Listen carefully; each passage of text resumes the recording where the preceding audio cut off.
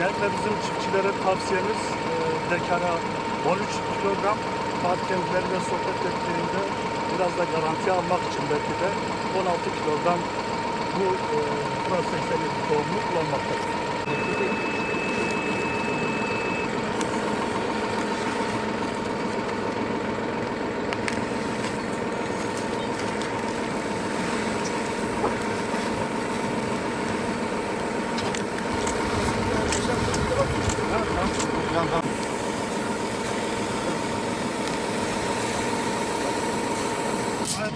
Biraz yukarı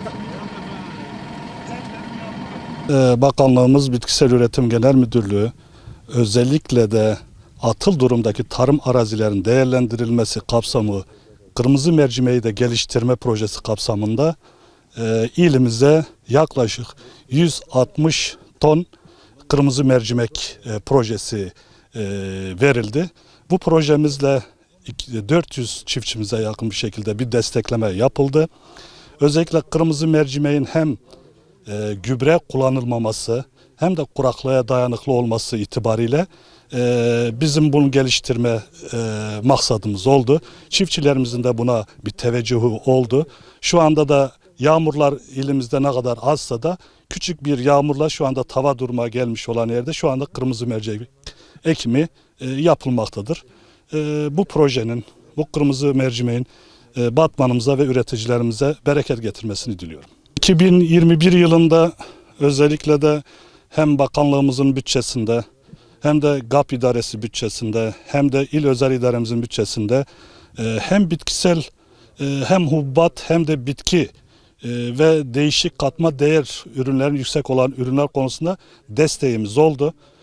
Şu anda da özellikle meyveciliği geliştirme kapsamında biz çiftçilerimize, üreticilerimize karışık meyve projemiz var. Bunu kısa sürede de inşallah çiftçilerimize bu konuda da bir desteğimiz olacaktır.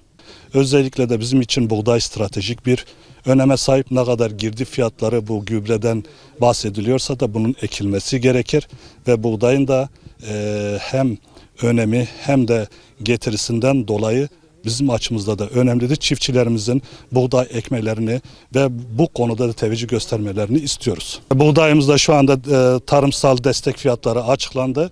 Hem mazot gübre desteği hem de kilogram başına destek buğdaya yapılmaktadır. Başvuru yaptık. %75 hibe verildi. %25'i kendimiz verdik. Yani Tarım İl Müdürlüğü'ne başvurduk. Desteğimiz yola çıktı. 40 dönüme aldık. Yaklaşık 500 kilo aldık. 500 kilo mercimek. 5 kilo tohum mercimek aldık. Dönüm başına 13 kilo atıyoruz. Yani gübre pahalılığından dolayı, tohum pahalılığından dolayı yani maddi imkandan dolayı yani mercimeğe yöneldik. Kuraklığa karşı da yani onda etkisi var. Yani kuraklığa karşı da mercimek ekmeği düşündük. Yani onu ektik. Maliyeti de düşüktür şeye göre, buğdaya, arpaya göre. Gübre de çok pahalıdır. Yani tohumları da aynı şekilde. Mercimek de destek verdiği için ondan faydalandık.